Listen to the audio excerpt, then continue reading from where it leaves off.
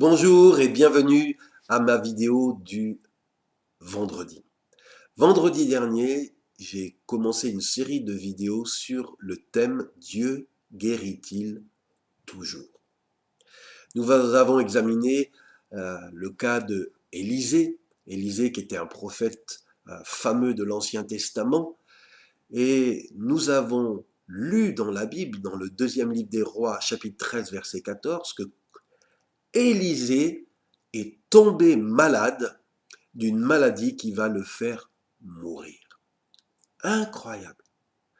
Un prophète qui guérit, qui fait des miracles, lui-même va tomber malade et il a dû prier pour sa guérison, il a dû demander aux autres prophètes de prier pour lui, mais il est dit qu'il n'a pas été guéri et que cette maladie va le faire mourir. Je voudrais donner un autre exemple que nous lisons dans la Bible, dans le deuxième livre des Rois, chapitre 15, verset 3. Et là, il s'agit non pas d'un prophète de Dieu, mais d'un roi. Un roi qui est aussi un homme de Dieu, car il est écrit que Azaria fit ce qui est bien aux yeux du Seigneur. Alors, quand on fait ce qui est bien aux yeux du Seigneur, bien on s'attend que voilà, Dieu va nous bénir, que l'épreuve ne peut pas nous atteindre parce que nous sommes approuvés de Dieu. Eh bien, il est écrit, vous pouvez le vérifier en lisant 2 Rois 15, 3, que malgré que Azaria ait fait ce qui est bien aux yeux du Seigneur, que le Seigneur lui envoya une grave maladie. Et une maladie terrible, il s'agissait de la lèpre. Oui, Azaria devint lépreux et il le resta jusqu'au jour de sa mort. Alors peut-être votre première réaction comme moi dit, Seigneur, je ne te comprends pas. Voilà un roi qui te sert, voilà un roi qui fait ce qui est agréable et toi, tu lui envoies la lèpre et tu le guéris pas, il va mourir avec cette lèpre. Alors bien sûr, c'est pas Dieu qui cause la maladie, mais il permet parfois à la maladie de toucher ses bien-aimés. On s'agit de la volonté permissive de Dieu. Nous avons donc là deux exemples qui viennent répondre à notre question, Dieu guérit-il toujours? Ça n'a pas été le cas pour Élisée. Ce n'est pas le cas pour Azaria. Je pourrais citer d'autres exemples, mais vous allez me dire, les exemples, pasteur, que vous avez cités, ce sont des exemples de l'Ancien Testament. Mais maintenant, Jésus est venu, les choses ont changé, on est dans le Nouveau Testament, dans la Nouvelle Alliance. Alors, ouvrons ensemble le Nouveau Testament. Par exemple, dans le deuxième livre de Timothée, chapitre 4, verset 20. Je lis Paul qui écrit à son fils spirituel Timothée, qui lui dit « Éraste est resté à Corinthe, et j'ai laissé Trophime malade à Milet. » Je ne sais pas si vous pouvez imaginer Paul laissant son collaborateur malade à Milet. C'est dingue. J'ai lu dans Acte 19, verset 2, que on prenait les linges de l'apôtre qui avaient touché le corps de l'apôtre Paul, on posait ces linges sur les malades et il est dit que les maladies quittaient les corps et que s'il y avait des démons, ils partaient. Et pourtant, 2 Timothée 4,20 nous dit que Paul a certainement dû prier pour son collaborateur Trophime, il a certainement imposé les mains à Trophime, et pourtant Trophime n'a pas été guéri. Et Paul a dû se résigner à le laisser malade à Milet. Un autre exemple, si vous voulez bien, c'est celui de l'apôtre Paul lui-même. Je ne sais pas si vous vous rappelez, mais dans Galates, chapitre 4, verset 13, Paul dit, vous le savez, il écrit aux Galates, c'est à cause d'une maladie que je vous ai annoncé la bonne nouvelle pour la première fois.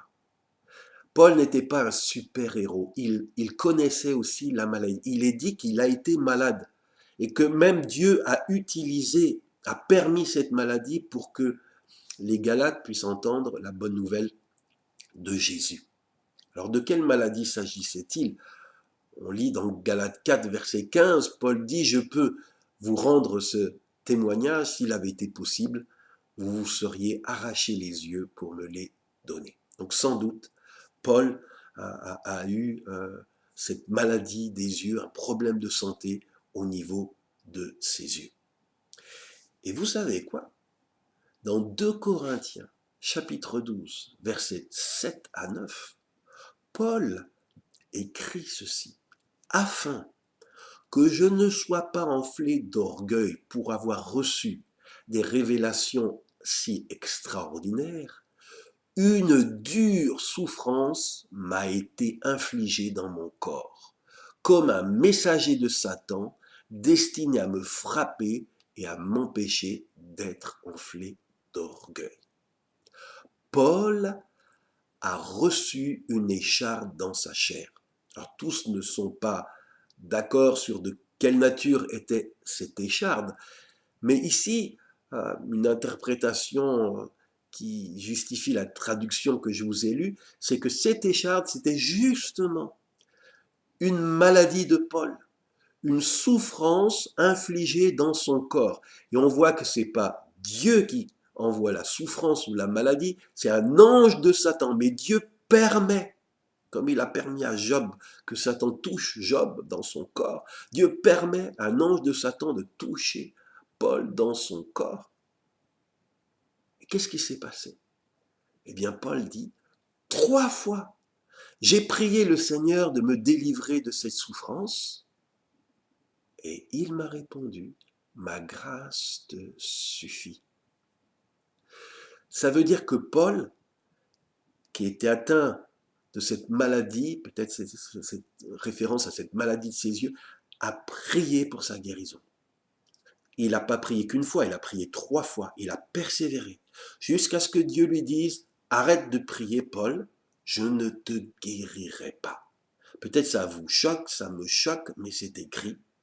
Et Dieu va donner la raison, il va dire parce que ma grâce te suffit, c'est-à-dire tu vas garder cette épreuve, mais ma grâce sera avec toi dans cette épreuve, et il nous accompagne dans toutes les circonstances, notre bon berger.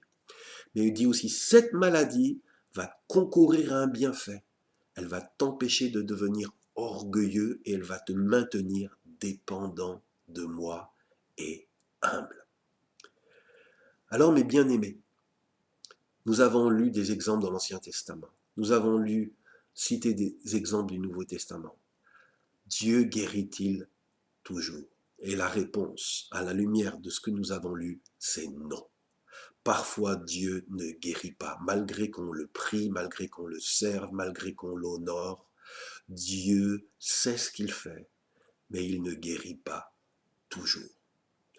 Alors peut-être vous vous demandez, mais pourquoi partagez-vous cet enseignement? Alors, le but de cette vidéo et de celle de mercredi dernier, ce n'est pas de décourager la foi dans la guérison. Je crois dans la guérison divine. Mais le but de ces vidéos, c'est de nous encourager à une foi équilibrée. Et par équilibrée, j'entends une foi qui tient compte de tous les versets bibliques, sans écarter ceux qui ne nous conviennent pas, ceux qu'on n'aime pas, ceux peut-être que j'ai cités et qu'on voudrait qu'ils ne soient pas là. Et ils sont là, nous n'avons pas le droit d'en faire fi. Promettre à tous les malades la guérison sur cette terre, ce n'est pas un enseignement équilibré. Vendredi prochain, je continuerai en essayant de répondre aussi à une question similaire à celle que nous creusons, qui est pourquoi est-ce que Dieu ne guérit pas toujours? Je vous donne donc rendez-vous à vendredi prochain. Pensez à vous abonner à ma page Facebook ou à ma chaîne YouTube Jean-François Gott. Pensez, si ces enseignements sont importants, s'ils vous éclairent, transmettez-les aux autres, ceux que tu as reçus de moi. Transmets-le à des personnes fidèles qui, à leur tour, le transmettront à d'autres. Et je vous dis, bien-aimés, à vendredi prochain.